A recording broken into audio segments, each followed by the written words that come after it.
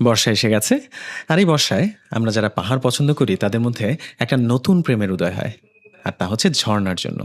আর তাই আমার এই জার্নিটা ছিল বান্দরবনের সবচেয়ে ওয়াইল্ডেস্ট আর অ্যাডভেঞ্চারাস ঝর্ণার খোঁজে। রয়ন্দক, শৈলগং আর লাংলোক।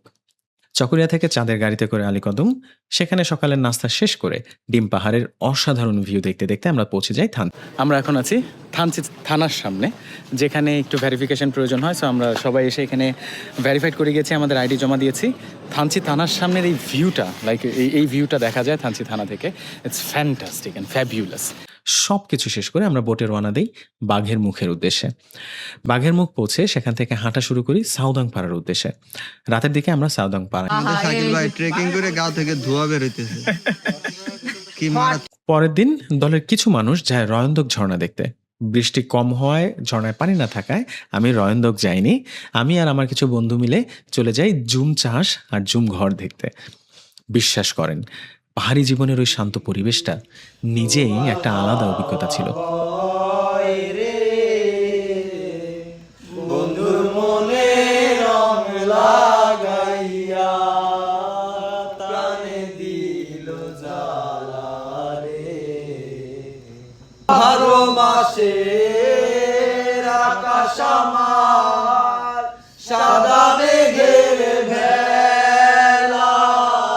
এর পরের দিন আমরা রওনা দিই শৈলগং ঝর্ণার দিকে।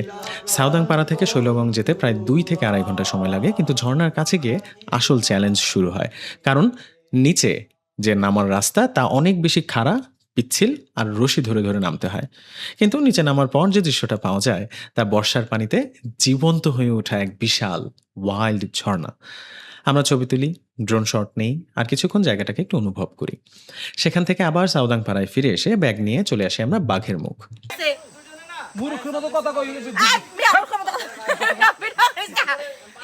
পরের দিন ছিল আমাদের শেষ গন্তব্য লাংলোক ঝর্ণা।